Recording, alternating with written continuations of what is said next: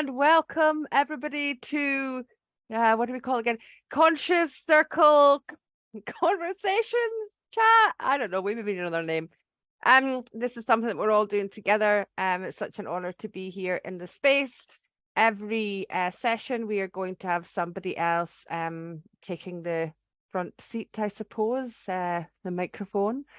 So this week I'm going to hand over to my beautiful brother, Tomaz Mueller. Take it away. Take it away, sweetheart.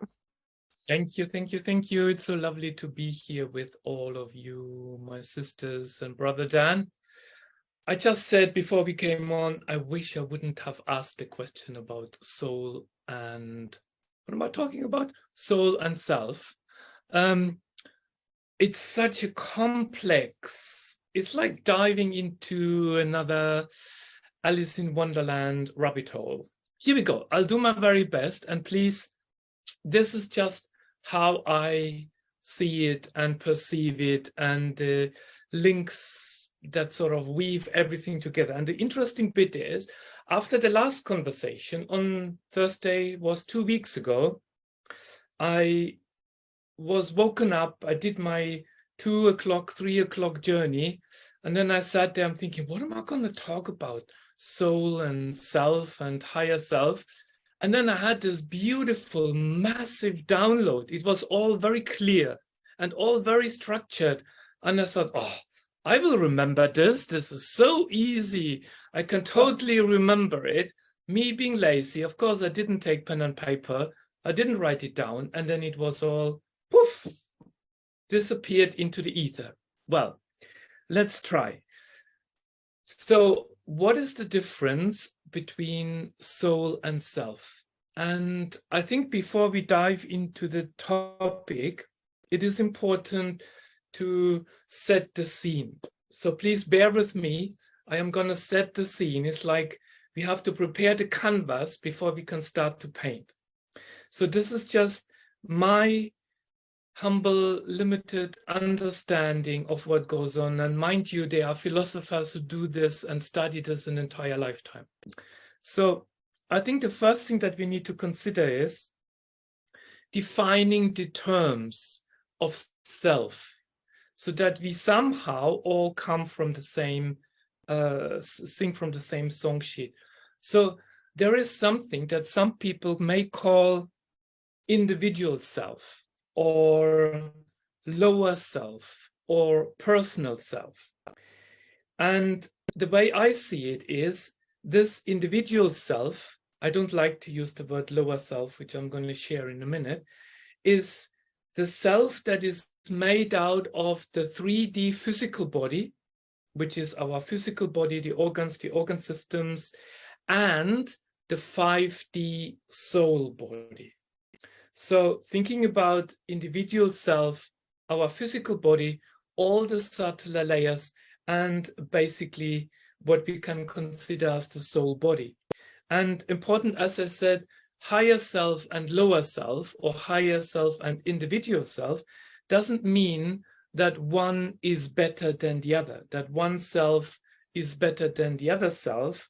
It just, maybe that's probably why, and please correct me, Joanne, in the course of the discussion, this is probably why Joanne, our beautiful sister, correctly says or calls, the way I understand it, the higher self as the oversoul. So rather than limiting it to lower self and higher self, oversoul sort of, for me, sums up the understanding of higher self. And I'm going to take us on that journey as we go through. So higher self is the individual self that is being guided through its lifetimes. Okay? So clear the difference roughly between the lower self and the higher self. The lower self is the 3D body with all the subtler bodies occupied by the soul, whereas the higher self is that aspect that guides the individual self through all the lifetimes. And as I said, where does oversoul fit in? To me, somehow it is similar to the higher self.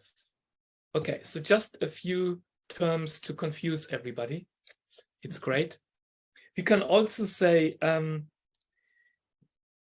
is an element that we need to intertwine, which is spirit, but I'm not gonna fiddle around with spirit because we cannot talk about soul and higher self without considering spirit. Where does that fit in the whole picture?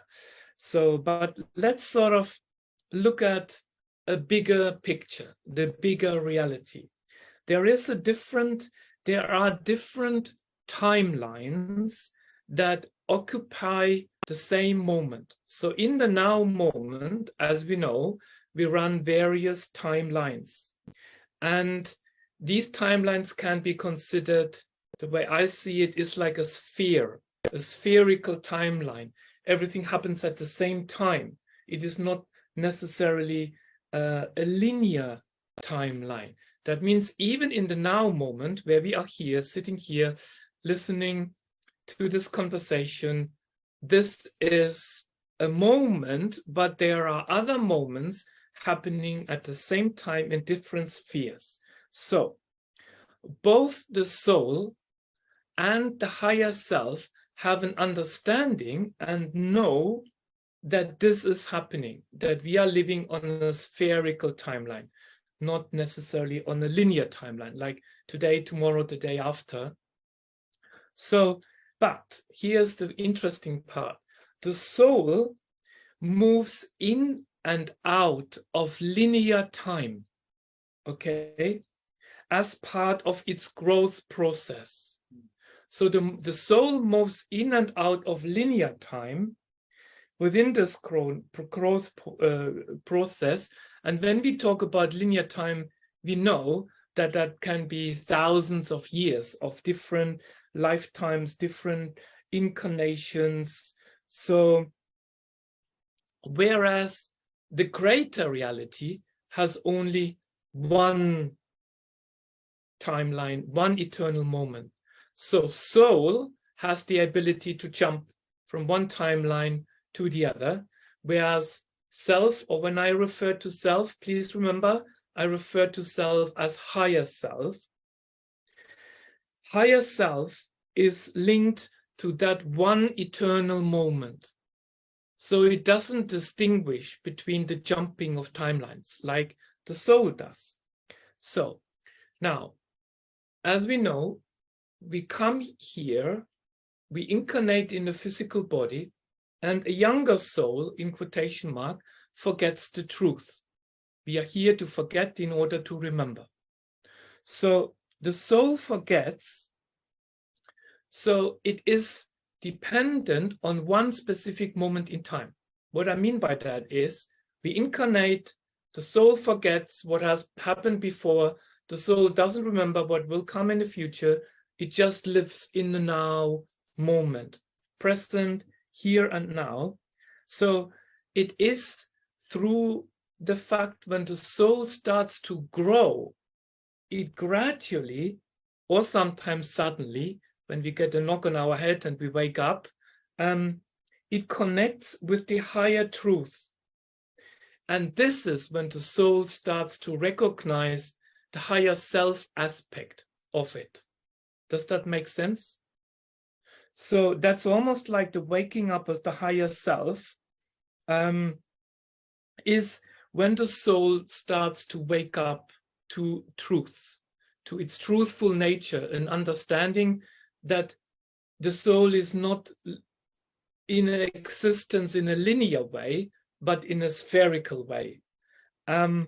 So, and when this happens, I love that one. When this process happens, the ego aspect, ego is that which really, the lower ego that keeps us in the lower frequencies, the ego aspect no longer exists logically. So as soon as higher self wakes up, our lower ego, I'm not talking about the higher consciousness ego aspect, the lower ego, which basically means is I want this, I want that, I'm feel hurt. I have basically the victim aspect of it starts to dissolve. So this identity then of the ego that keeps the soul in the lower frequencies starts to dissolve. So it no longer identifies itself with the illusion of separation. So through the process of the soul waking up, and maybe I will give an example. Let's take an analogy. I love analogies. We know that they have their limitations. Okay.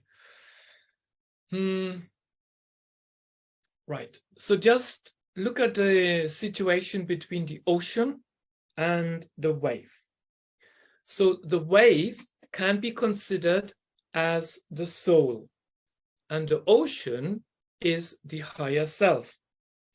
So the wave, through the course of its lifetime, when it starts to being born out of the ocean, it goes through all the drama that it can experience. It's being pushed right and left and front and center, crashed down low, up high, smashed against the rocks and shattered into 1,000 pieces.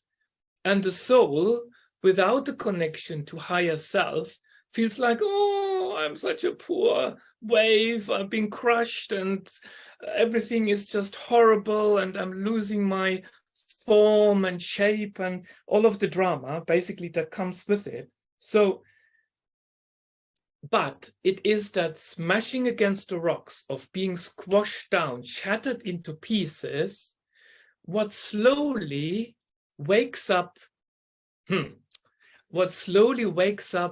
the realization that there's something else here. I am not just the wave.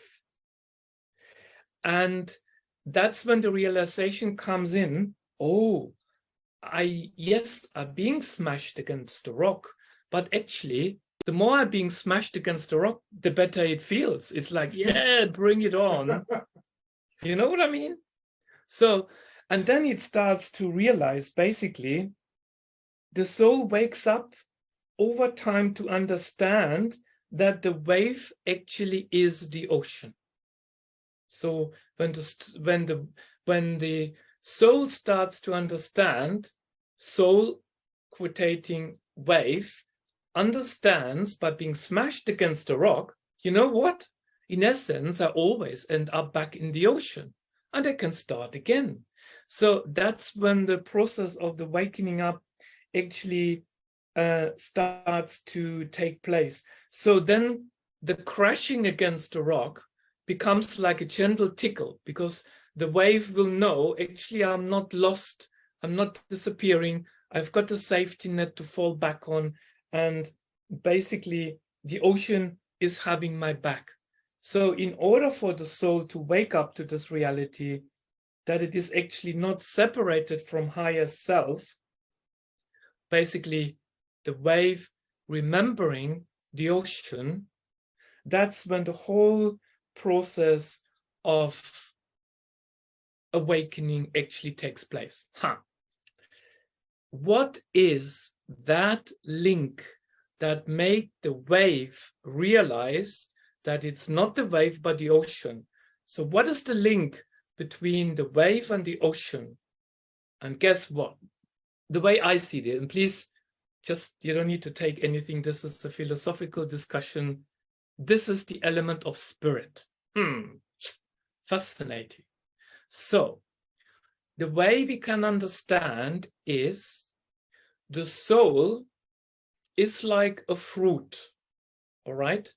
The fruit has got beautiful husk and all the, what you call it, the peel of the fruit. So through life, just the peeling of the fruit takes place. We just peel the fruit as we go through the challenges in life. And what is revealed is what? It's the pulp of the fruit. And the pulp of the soul is actually spirit. So by us, in fact, feeling that our life is taking us through a journey of challenges and everything that comes with it, the wave being smashed against the rocks, the wave starts to break open and frees that inner knowing that, hoppla, what's going on here? I'm actually not on my own. And that's the spirit component that bridges the understanding between, what am I talking? Between the soul and the higher self. So here we are. We have painted the scene. Now let's play. Everybody okay with what I've sort of said so far? I thought that was it already.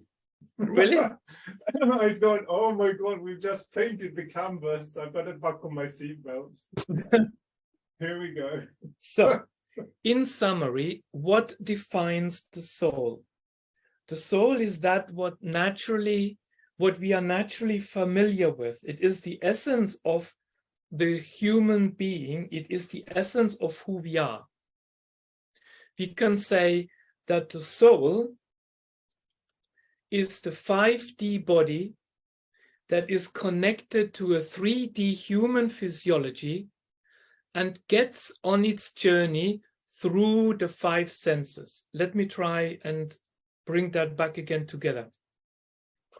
So we can say that the soul is like a 5D body that is linked to a 3D physiology, which is our muscles, our tissues, our organs and organ system, 5D body, physical body, but all the subtler bodies. But the soul can only exist in the physical body and grow within the physical body in a 3D reality through the 5 senses. Through experience. Through experience. That means we experience the world through the sense of hearing, taste, touch, sight, and smell. I'm experiencing my world by eating as much cake as I can until I really feel horrible and awful and sick.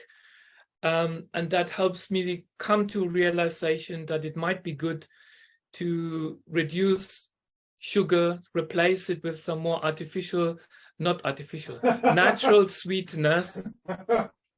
So basically, the soul is more than the combination of the 5 bodies. It's much more. It's like, what's it called? The subtotal is more than the sum of its parts. So the soul is when all of those components come back together. That's when the soul, that's when the intelligence that is within the soul is being directed through the physical body to connect to the higher self via the spirit component. I think, how's that at the moment? Can we just sort of have a break? Because I know it's like a bit... This just brings up so many more questions. Like, there's just like, yeah, there's so many questions. Emma, my brain's just trying to compute all this, so I'll just, Emma. Yeah, I love that. I really love that. But I'm just going to throw a spanner in the works because this is me. I've never thought about spirit being anything other than my soul, which is interesting. It's true. The spirit is the soul, but it's the core of the soul. It's the essence of the soul. It's like when you take an orange and you squeeze the orange out, orange being the soul, what is left? It's the spirit element. Because soul, we can only talk about soul, then we bring the soul down into a denser reality of the physical body. But if we take the soul out of the physical body, where does it go? It merges back again with spirit. That's interesting because I can only speak for me, but I only see my soul. And that have got me thinking actually, because I've never even thought about spirit as being something different. But for me, I only see my soul and everything that I'm connected to, you know, past, present, and future. yeah, but I totally get that. I understand that, but for me, I still only see my soul and who I'm connected to, you know, if that makes sense. Perhaps But that's interesting, because I've never thought about it in that way before. so. Perhaps, and again, please, Interesting. this is like we just play with these ideas or I love concepts. that. The thing is, what always wonders me is we have got beautiful souls on this planet Earth. I don't want to give any examples because, well, there's some aspects in my environment, some people in my environment, let's put it that way, they are completely content with their soul existence. They get up at 7 o'clock in the morning, they go to work, and they have got their children, and they look after their children, they clean the house, they come back home, they sit in front of the TV, they don't question reality, they don't question that, but it is only when they start to undergo, like remember the wave being smashed against the rock often enough, when they face challenges in their life, that they start to wake up. So the soul carefully protects the spirit. It's like a seed that is beautifully protected within the soul. And it's only when we break, when we understand, when the soul starts to unfold, it reveals the beauty of spirit. And that's when there is a possibility to question life, to go on the spiritual journey. We talk about spirit and spiritual. We all know that we are not very much favor of spiritual. Maybe we start to wake up. I don't know. Does that help, Emma? See, I see it. love that, because I love being educated on what other people think and what other people interpret things as, and I've never heard it put that way before. So yeah, I've learned a lot. That is so cool. Thank you so much, because I wasn't even aware. And I know that there's different things and different takes on spirit, but that had never even crossed my mind before, if I'm honest, because I just see it as me, as my soul. But I mean, yeah, I've been educated. Thank you so much. That is like super cool. And this is what I love, because I kind of assume that everybody to think like me, and that's definitely not the case. But you know, you get these thoughts and feelings and you think, well, no, other people must think this way, and it's not the case. And yeah, this have given me a lot to think about, because it have never even crossed my mind before. So thank you so much. I love it. Thank you. The discussion, it's just like sharing my thoughts. Dan. Yeah, a couple of thoughts. You were talking about people who, you know, who are very content just having a very quote unquote normal life, you know, never challenging themselves or putting themselves in situations where they're challenged. But I was just thinking back to your analogy of living inside this bubble that we might call the now moment, and that there are an infinite number of those timelines. You know, if you are God and, you know, the higher self wants to play this game of forgetting and remembering, if you've got infinity, that's a hell of a long time to be playing a game. So you're not going to want to get bored. So you're going to want to, as a soul, you're going to want to experience everything possible, every single possibility that there is inside that infinite realm of possibilities. And that includes not waking up at all. It includes literally just an entire life of cups of coffee and a 9-to-5 job or whatever it is that you do, and never having any interest whatsoever in anything beyond the physical. That's also an experience, a valuable experience for the soul, because then the soul has contrasts, and it can go, oh, now I know I'm awakened because I remember what it was like when I was asleep. So it's very important to have all of those experiences, I think. Absolutely. Yeah. Just a second on that thought. What came to my mind is we are all in essence soul, but we are not necessarily linked to higher self. So at that moment, the spirit component within the soul looks at how to live the soul life to its fullest without linking it to the higher self, without bringing in the connection to the higher self. Anyway, Taylor. Hello. Yeah, so I actually did an interesting kind of tool, and I compartmentalized in my head talking to my identity or myself, and then also talking to my soul and seeing how the answers differentiated and how it came forward. So much like you, I got very similar definitions. I love your wave analogy. So what I would say too is I really, really feel like, Dan, what you said resonated with me on another level, because these things come forward as choice points. So it's really about, like you said, gathering the experience. And as we go through towers, or as we go through these things in our identity that we're stripping away, letting go of, maybe even collecting.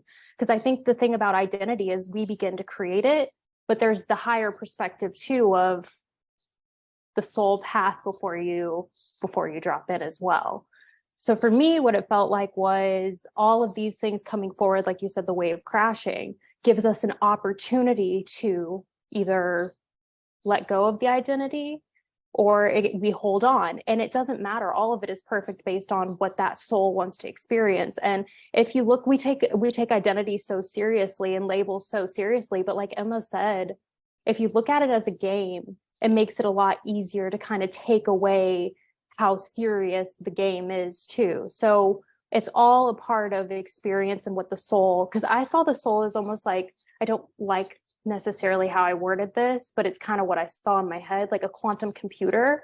The soul is carrying all of these experiences in its energetic field in its body, because it is everything all at once, through all time, space, through all dimensions, past, future, present, all those things, and what wants to stream in for that individual experience. For example, like talking to myself as Taylor, like that, you know, that third person talk to Taylor, and that identity that is Taylor, or I can speak to my soul. And I was really like kind of playing with those two things to get the information to stream in. And it's almost like a really good suggestion, like, can you have your soul talk to this version of you and get your answers that way? Because we look external so many times, when in all reality, we have the stream up to consciousness right there. So maybe just taking that step to like write down questions you have and then let your soul answer, tap into that stream of consciousness. So just a little thing. I think that works, but if the soul, and I think, how shall I put this? Our personality is shaped by all the challenges that we face in our life. So if the soul has chosen not to heal some of those challenges that we face, that means don't heal the scars within the experiences that we have in the now moment, if the soul is not, if that personality is not able to do that, then those answers will not be the same answers as the answers that you get from what we call the higher self. So our journey, the way I see it anyways, our personality is made up of our body, like Taylor, you said, it is made up of all those innumerable experiences that we have. It's the storehouse of wisdom, of knowledge, of any kind of powers that we have ever gained over various timelines. That's what the soul is.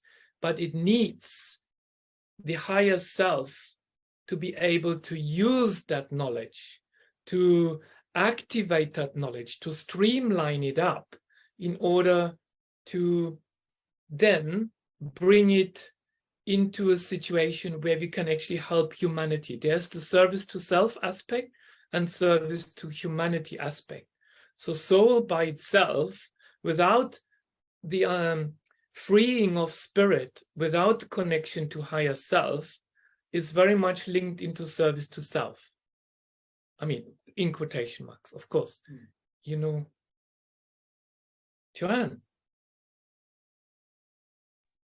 Yeah, I'm struggling a little bit. My brain's going like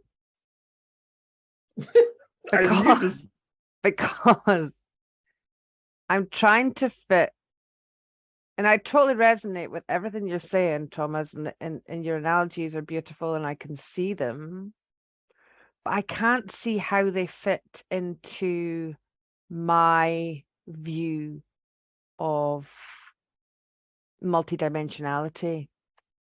So my brain is like got so many questions because to me, ego is night side driven. Okay, so it's driven by our versions, multidimensional versions of us within the right side of our stream. And so to me, a lower self would be a fourth dimensional version, but they're still part of my soul. Yes. But I wouldn't, when people talk about higher self, I see that as multidimensionality. Correct. And so there's higher selves, okay, through all. But that's why I don't like using the term higher self, because there's nothing higher. We're all just equal, having different experiences, different vibrations of experiences. So to me, the oversoul is like where all these different parts of the soul come from, the fractality. So my brain is like, but there's so many different elements of soul. do you know what I mean? And to me, like, self is my personality. That's how I would describe it. And then I'm thinking, so when I leave here, what happens to myself? Because because in the past, when I've connected with, and it's interesting we say spirit, isn't it? We connect with spirit when they've crossed over. We don't connect with soul. You don't say, oh, I've just connected to soul. You say you connect to spirit. So to me, that's our personality of like a blueprint, I suppose you could use, a photocopy, or the original,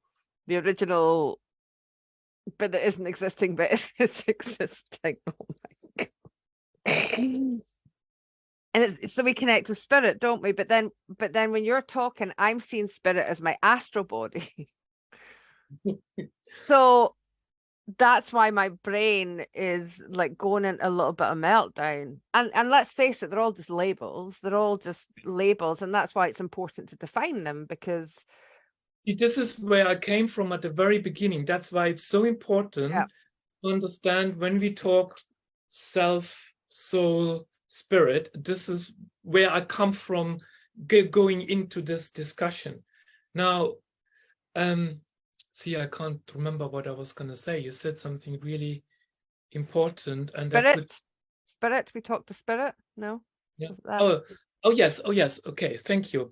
So, as the way of how I laid the foundation, tried to lay the foundation, was the understanding that when we speak about soul, it is the soul that speaks through a denser reality of the five bodies, the physical, mental, emotional, spiritual, and in a way energetic body, through the senses.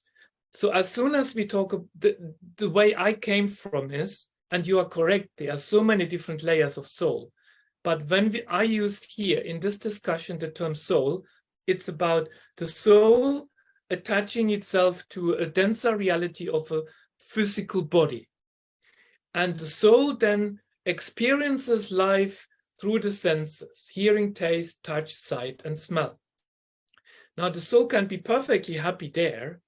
It doesn't need to do anything. It's just perfect the way it is. But as soon as the soul wakes up, breaks open, the spirit breaks free. You know, like there's the saying of breaking your spirit. Nobody can break our spirit, you know. Yeah. Absolutely not. It's unbreakable. Yes, you can help us. Basically, what they say is breaking our spirit means opening up our soul to reveal the spirit. So when the spirit and the soul align, that is a spiritual awakening. That's right. That's what we're saying. Okay. So then once my body in this lifetime has had enough, and I don't just mean with detox, and I mean like it's really had enough, right?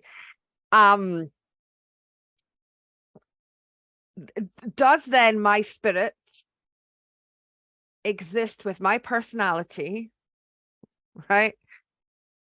And I don't know, exist somewhere, but my soul, that, because if there's one big oversoul and then you've got all these different fractals of your soul, does my spirit not stay with my soul, and does my soul go back to my oversoul?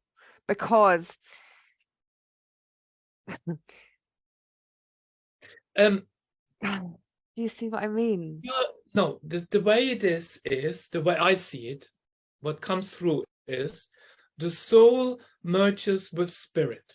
So basically the denser reality of soul transmutes itself into the essence of spirit. Mm-hmm. And then when you decide on a higher level to come back to reincarnate, the spirit distills its essence and brings out that essence of the soul again, which then links and enters the physical body, the soul with all its memories. So it's like the soul and spirit find its way into unifying into a much subtler reality. It's like the waves go back to the ocean. So you're actually saying the same thing as Joanne in different words. She said, it's like there's something of me after I die that still has Joanne's identity in a way. Yes, yes. And as soon as you decide to come back into physical reality, it's like, oh, in order to become physical, go into physical reality, I need to extract the soul aspect. I mean, this is just words, you know. And then that soul aspect enters the physical body, which reveals the jewel, the gem of spirit. I'm going to be quiet now. No, please don't. Or I'm just thinking about connecting to spirit, right? So that this I'm maybe just attached to it too much, possibly. So do I just exist as a spirit within this linear timeline? And is that how we can tap into that? Or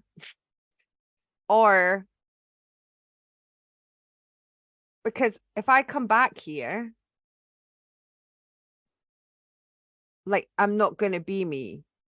I'm not going to have my personality. I'm not going to have my experiences. I'm not going to. So to me, that would be a brand new spirit. That would be a no.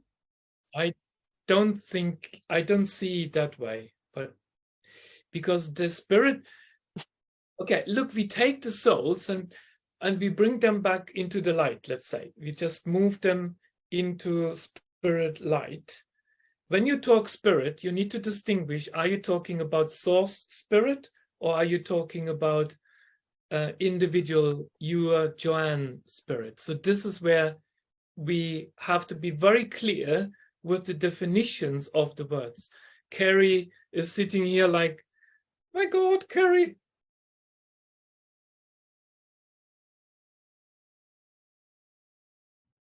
Yeah, I've got my tinfoil hat sitting on the merry-go-round. Do, do, do, do, do, do, do, do, do, do, do. So I am sitting here, so bear with me. So I'm seeing many different things. I'm seeing an analogy, but I'm also seeing things in terms of frequency, vibration, and energy. So, right. So what I'm seeing is there's always a center point, right? So what if that center point was your soul? And it creates a sound, and that sound has a ripple effect, right? And that ripple effect encompasses everything. Does that make sense?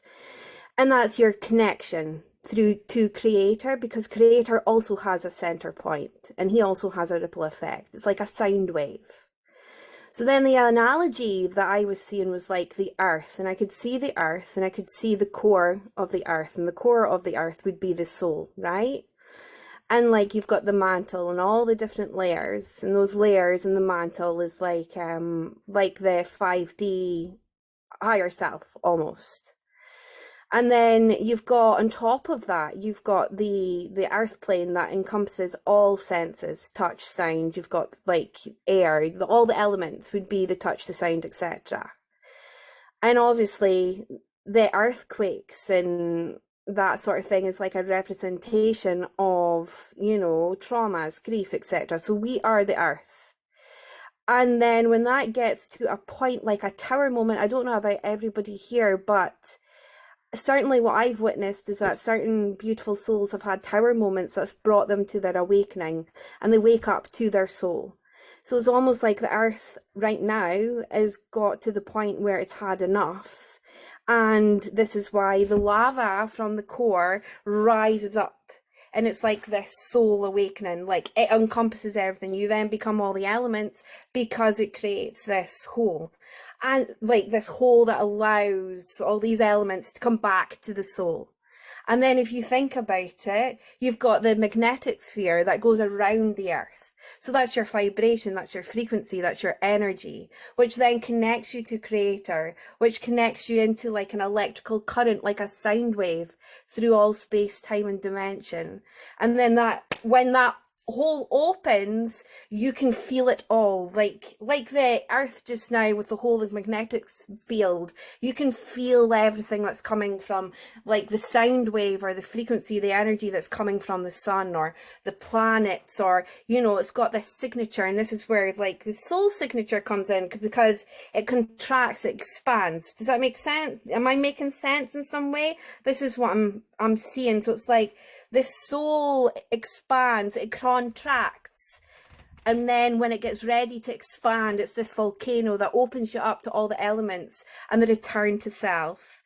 And then you can feel the sound wave, you can feel that connection to creator, you can feel that connection to all fractalities. And you know, the healing is like the storm on the earth. It's like like the storms that you have on earth, the thunder and lightning, the tsunamis, the earthquakes. It's like the soul healing. This is what I'm seeing in my head.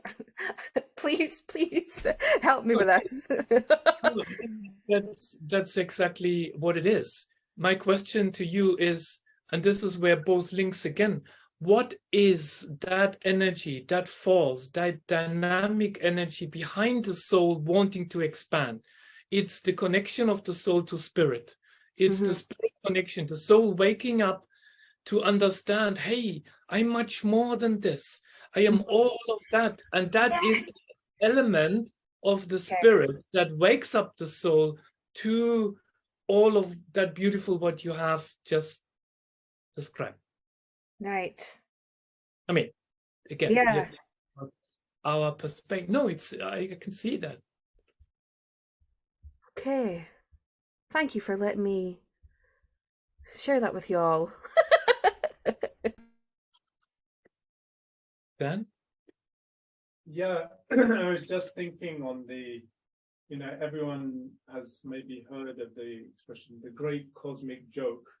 I'm not quite sure what the cosmic joke is or what the punchline is either, but I mean, what could you ask for a more exquisite game of hide and seek, where, you know, you incarnate into a human body where we have to communicate with human language, which has been derived and evolved from only 3 dimensions, pretty much. So it's like we're forced as souls to try and figure it out between ourselves. Where on earth have we come from? With a toolkit that is a bit like trying to build a pyramid with a chocolate bar.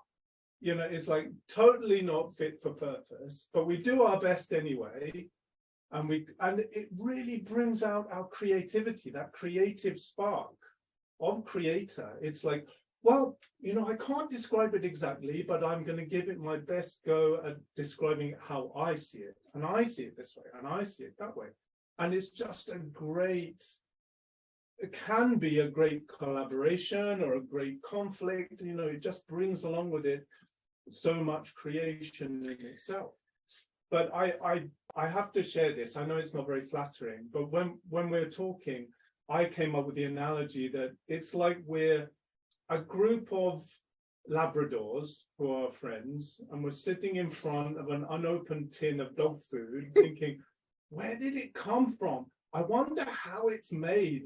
Where the humans just make it appear. But have you ever thought about why is it so shiny and round? And when I've eaten it, why do I feel so good? You know, it's like almost like we are doomed as humans to be trapped in this 3-dimensional existence describing something which is beyond our ken. But I mean, that's why I'm so grateful that in the last few years I've had a couple of experiences where I've gone beyond the words and had an experience. But it's that experience. It's so hard to put it into words. It really is. This is where the ancient seers come back in when they say knowledge is structured in consciousness. So basically, you can only experience those understandings, those realities in your own self. You cannot experience this on the level of the mind. Each time you try to verbalize, you intellectualize it, you just poof. It's like, yeah, but this doesn't make sense. That doesn't make sense. All those concepts can only be experienced in the silent depth of our ocean of consciousness. Ooh, there we go. Oh, right. Let's go and get a cup of tea. Hang on a second. Boom.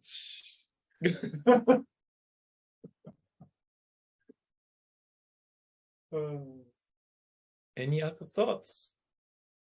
Oh, Emma. I forgot what I was going to say now.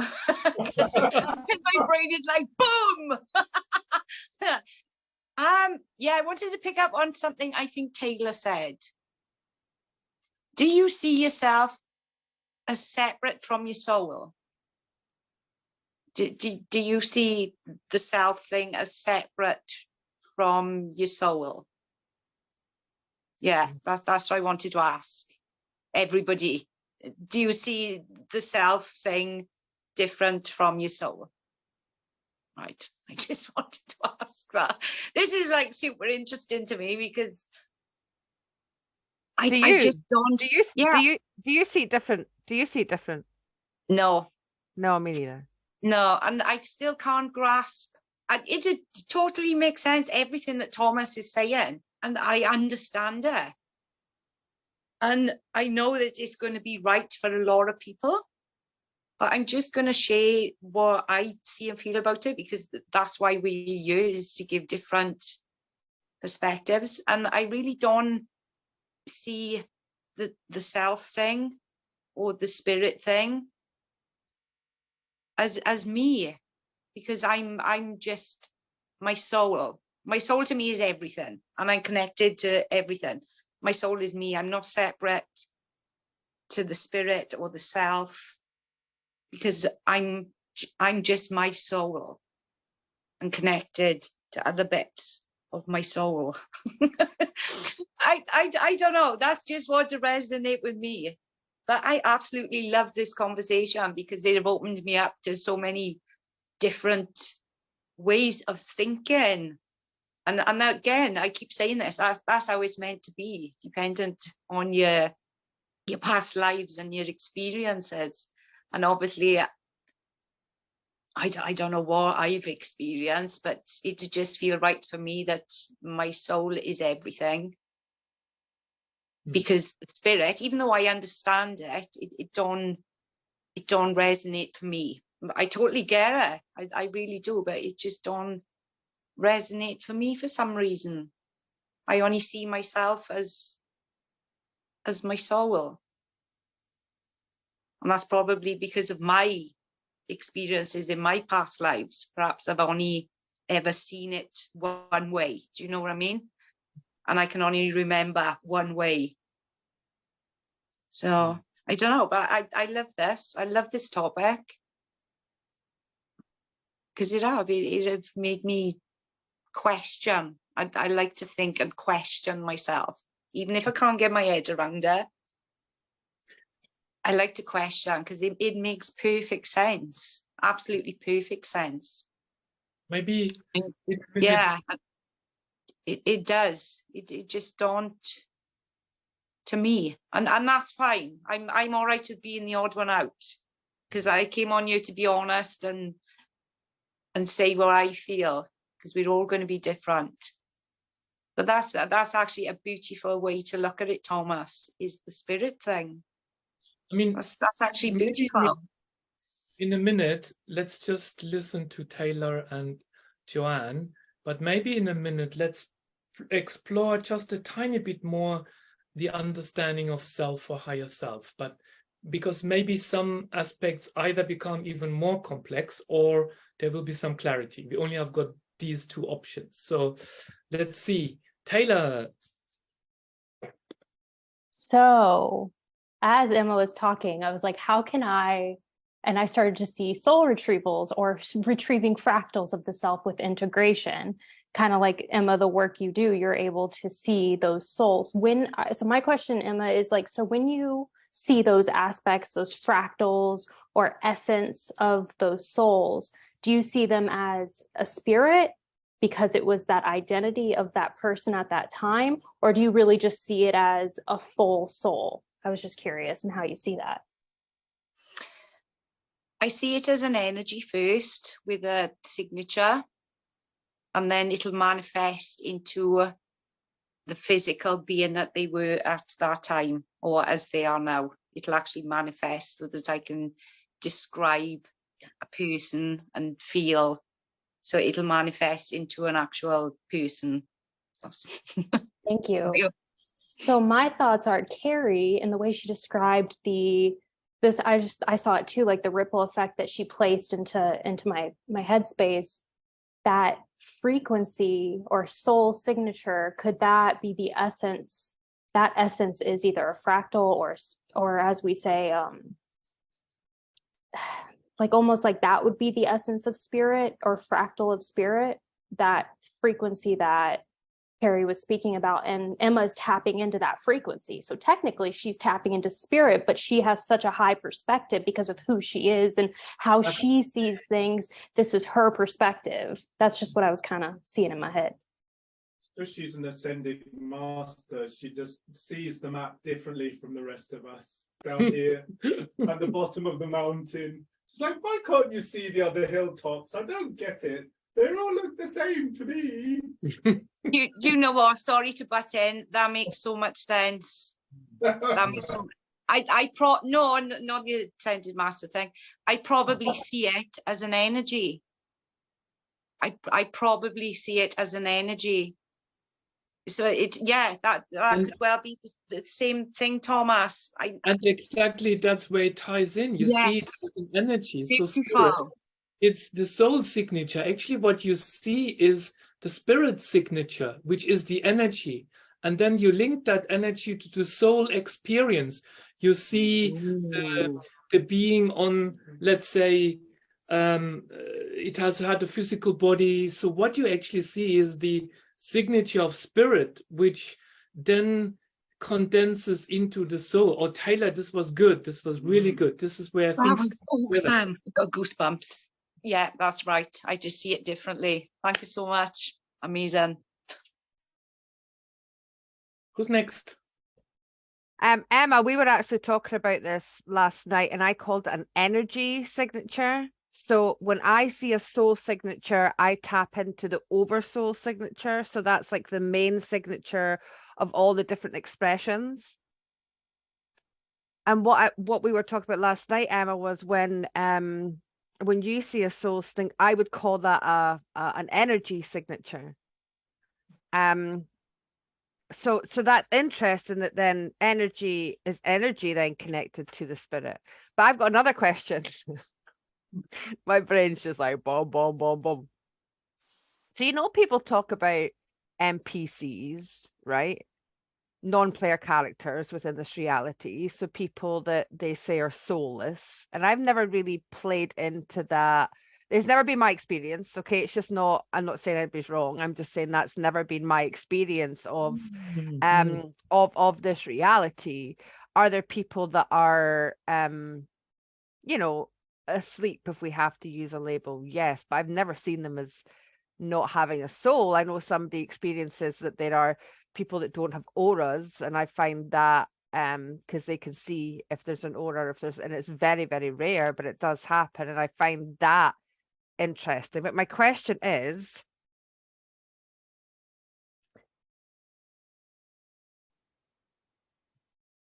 my question is that the people, and maybe nobody sees it like this, so maybe I'm asking the wrong question to the wrong people, but could the perception of these NPCs be that they have self and soul, but they're not connected to spirit?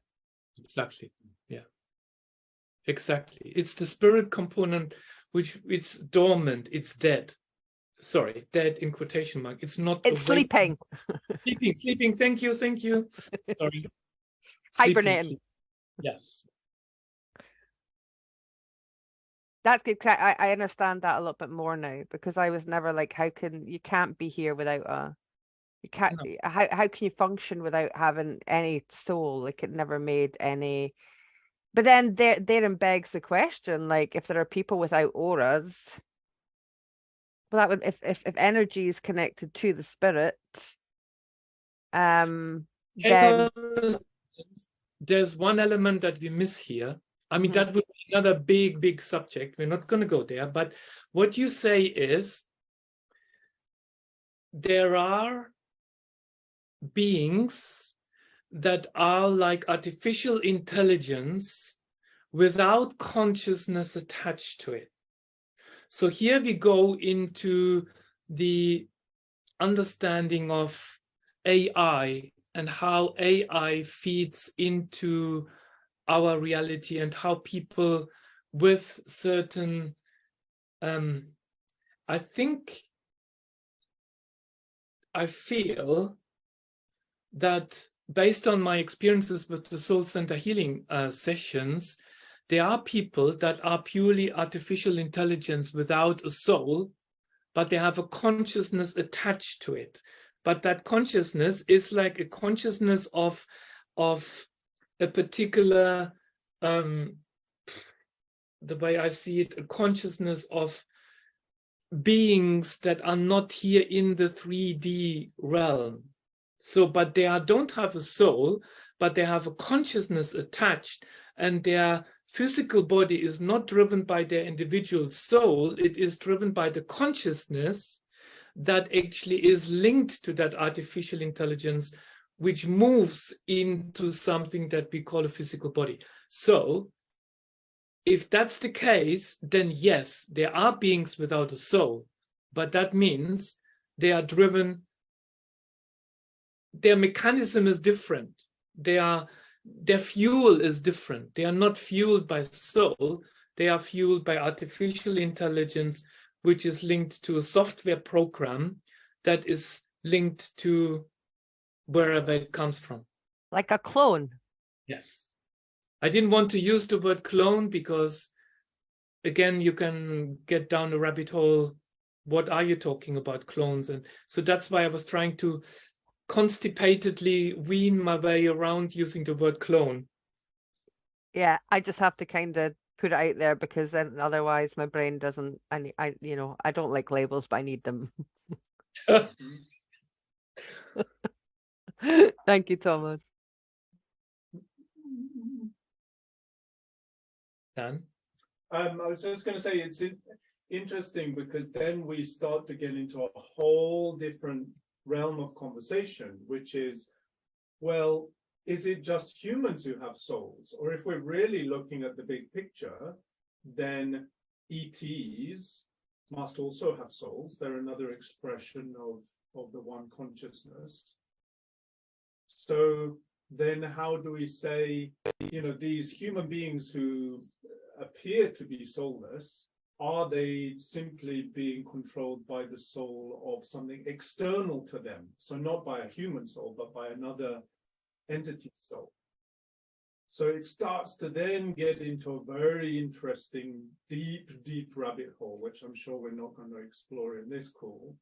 But I think that we shouldn't perhaps fall into the trap of thinking that aliens out there don't have souls and aliens are not an expression of the one consciousness, because personally I feel they are just as much as humans are. All life forms in the universe are an expression of the creator, however you see it. So it does start to get very complex. So I'm very glad that we're just talking about human beings on this call. I've said my 2 pennies worth now. Thank you. Kerry is asking, so how do you get the consciousness? So how do you get that consciousness? Okay, this is just the way I see it, is that consciousness is driven by a collective thinking about, I know, and then we have to somehow sort of drive it back again to not AI driven discussion, because otherwise we open up so many different aspects of it. So thinking about a body which almost acts like a robot, which could be a clone. So that clone comes to life by attaching a consciousness to it. Where does that consciousness come from? That is almost like a software program that can come from any other artificial source. Because if we talk about soul, and this is where I'm struggling with what Dan says, for me, soul is the soul that is created by true source creator itself, by source itself, and not something that can be infused into an artificial construct or a clone. What being infused is a consciousness, but not the soul. It's like the operating system. I don't know, I'm just very vague in answering your question, Kerry. So maybe my suggestion, because we are almost at the point where we are saturated with this intellectual, some would call it intellectual masturbation. Let's just have a deeper look. Have a deeper look at higher self. Okay. Now, higher self, what is the higher self from where I come from and where I initiated this whole discussion? Joanne? Yes. Sorry, I can't believe you put the word masturbation, higher self, nearly in the same sentence. That just cracks me up. Okay. Sorry, I'm blushing now. I'm really getting hot flushes. Okay, so the higher self, the way I see it, is that which guides the soul through the various lifetimes. The connection between soul and higher self is similar to the connection between mind and heart. So an overclouded mind, due to past trauma and unhealthy behaviors and what have you, will restrict the heart from fully opening. So the soul is tainted by the wounds and trauma. And we all are here clearly understanding there are no good and bad. This is necessary. So this is not about being good or bad. I'm just using the understanding that our souls are being tainted with all the times that we have been crushed against the big rock. So that is when the soul experiences a sense of loss, when the soul experiences a sense of not belonging. And this is then when the soul wakes up to looking at what else is there. And that longing is basically that longing to rekindle the channel to the soul. So linking that again, opening up that connection again, is by fitting in, looking out for, longing to connect with higher self, longing to connect with the I am presence, longing to connect with what Joanne calls, what can be called as the monadic presence. So that longing comes out of a place of separation, although we know it is never separated. And that breaks open the nut, basically, like the shell cracks open, awakened spirit, which understands, oh, I'm actually here. I'm actually the self, or the higher self is actually there to help me. And only when we heal those wounds and cracks that we are truly embarking on the exploration of spirit and higher self. I think that's what I was trying to say. I'm not sure. So the main difference between soul and higher self is in their function. Each one was designed for a specific purpose. Main difference, soul, higher self, is what's the purpose of it? The way I see it, the purpose of soul is to accept and love yourself, at the same time learn how to develop into a better and more understanding or understanding version of yourself. So the soul's purpose involves opening up to the realization that we are all one with each other, and that we must learn, or that we are being invited to learn from each other, to help each other. That's the purpose of the soul. The purpose of the higher self is to support the soul in this reawakening process, to recognize that we are on a journey, and that happens through that process. So the higher self provides the fuel to free the soul. Is that what I'm saying? The higher self provides the fuel to free the soul from the entanglement of a 3D reality.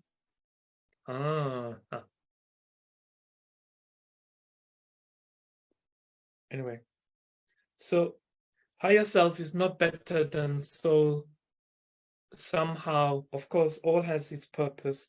So the soul is all about allowing itself to just wake up in this process through the spirit aspect, through the understanding that actually we are all one.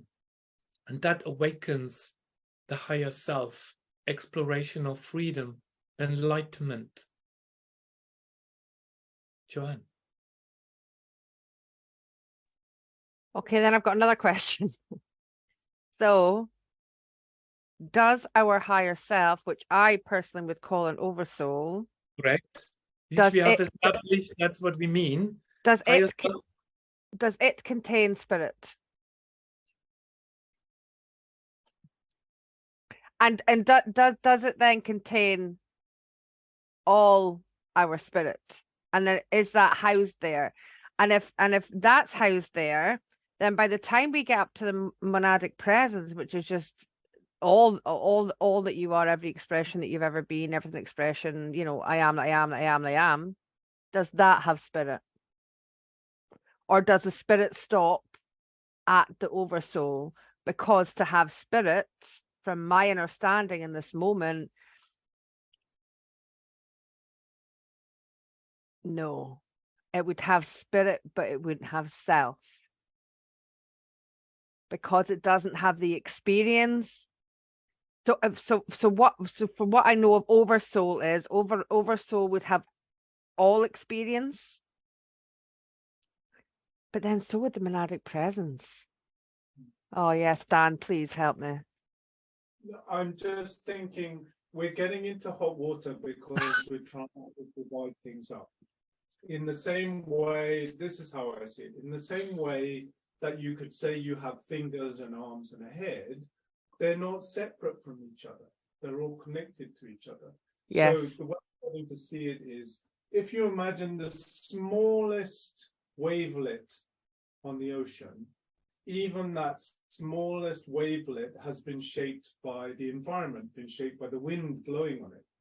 But as the wind blows on it, that information, if you want to call it that, which I might see as a spirit, that information is transmitted to all of the other waves around it, the bigger wave. And then that bigger wave transmits that to the larger wave. So there's a feedback. It's not just going in one direction. It's simultaneously going in both directions. So you could say that the shape of the entire ocean is affected by that tiny little wavelet in some way. It's a bit like, you know, they say like a butterfly can cause a hurricane. I think it works in both directions simultaneously. It's a very good point, Dan. Thank you. Up, which is how we understand things with language, then it's perhaps easier to experience. It's not easier to explain, but it's easier to experience. I think, yes, so that brings us back again to the understanding that what we are trying to do is we are looking at it in a linear way. Yeah. We are looking at it in hierarchical way rather than a spherical way where everything happens at the same time and it merges. And this is what is important to get, that even though that we may focus on the soul aspect of self or the soul aspect of our existence, at the same time the spirit is there and playing its role. It's not like first soul, then spirit, then higher self. I think that was a good point, Dan. Definitely, this is what's happening. I think I can see spirit as like almost like an extension cord between, or like you know, an internet cable between the soul and the rest of it above. It's like, and then the information gets distilled and gets transmitted, you know, between the two. Maybe that's what's happening. Or maybe spirit is that the whole information that describes everything, the sum total of your experience and your body and your existence. See, this is where the beauty of Vedic knowledge comes in, because in the Vedas you have got Atman, Paramatman, and Jivanatman, and through using Sanskrit you would be able to explain that, but it's not going to be happening today.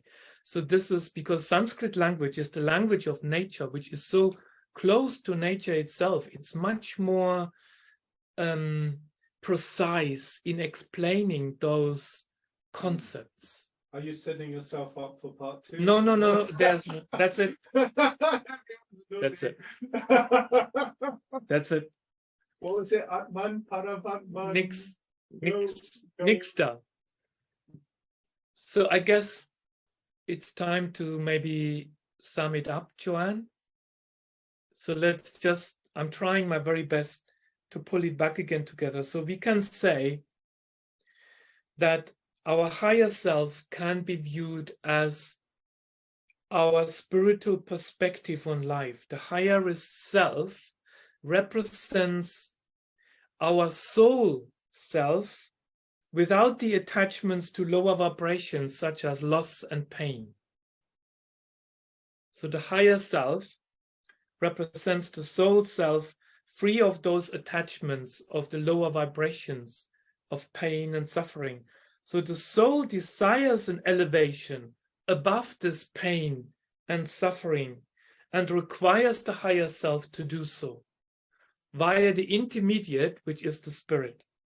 So the higher self is a perfect instrument through which our soul can express itself on the earth plane. When we identify ourselves with the higher self, we carry out the purpose of the soul. So by wakening up the higher self, we immediately fulfill the purpose of the soul, which means is to transcend the desires of the 3D reality. So working with soul and higher self is happening parallel and interchangeably. Parallel, not one, the other, it's... So working with soul means to heal from trauma, fear, anxieties of its existence through all the lifetimes, through all the dimensionalities, healing from that. And as these are healed, you naturally awaken your higher self, which then gradually aligns your soul to it, so it carries out what it is designed to do. So that means when soul and higher self start to merge and mold back again together. So soul provides the medium through which your higher self can reach you. And the soul desires the elevation of the material plane, and it can only do that with the higher self. There we go. Sound like a priest. That's it from me.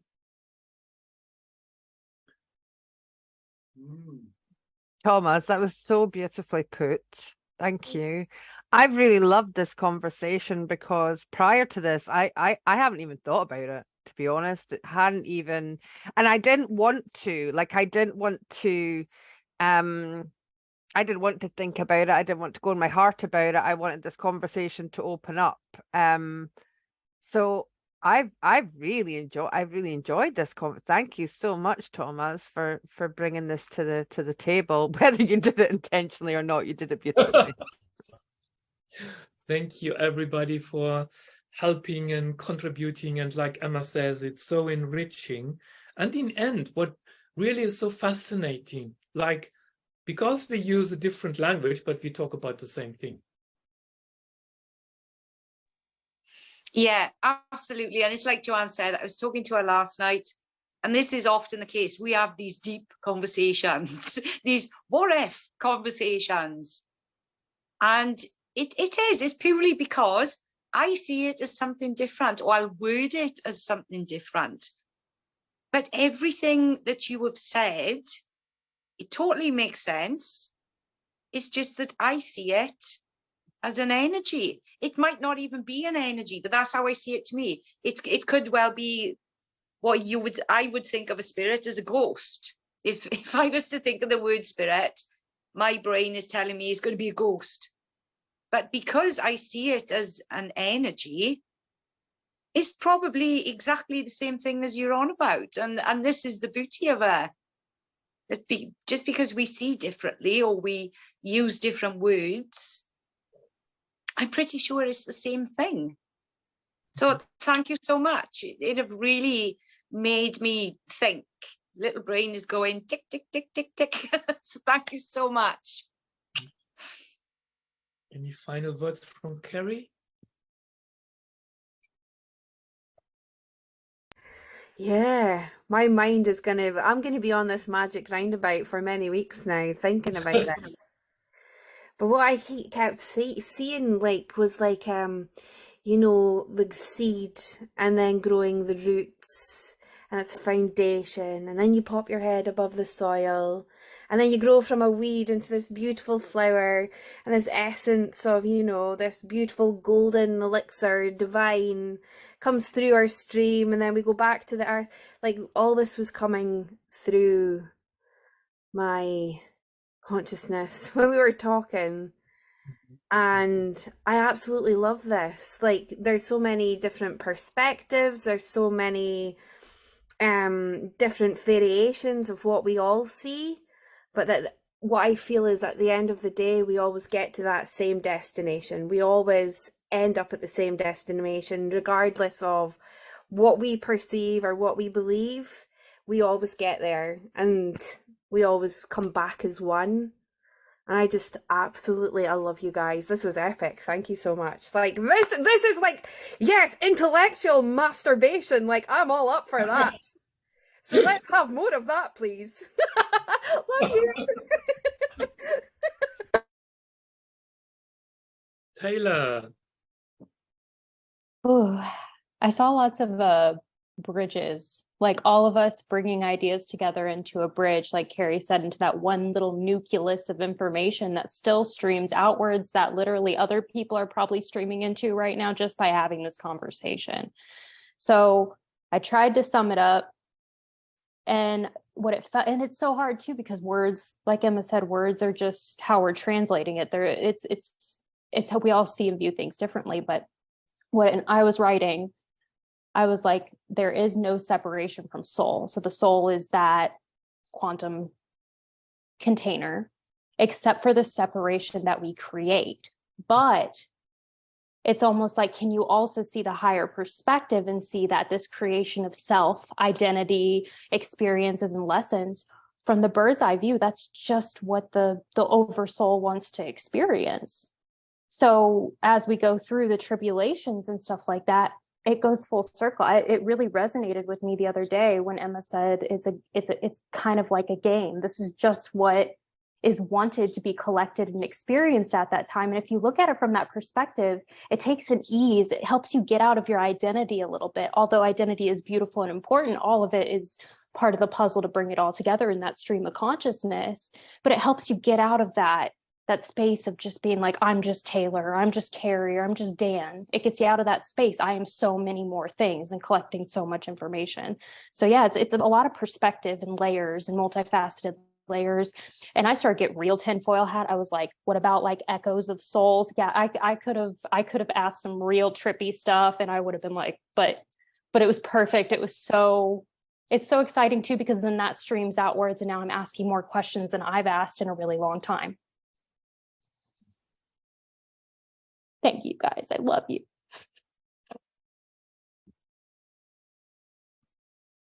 Anything from Dan before we hand over to Joanne to No, see I'm if all they- good. Just very grateful for these conversations. It's so good to just get other people's perspectives and expand my consciousness with those other perspectives. So thank you.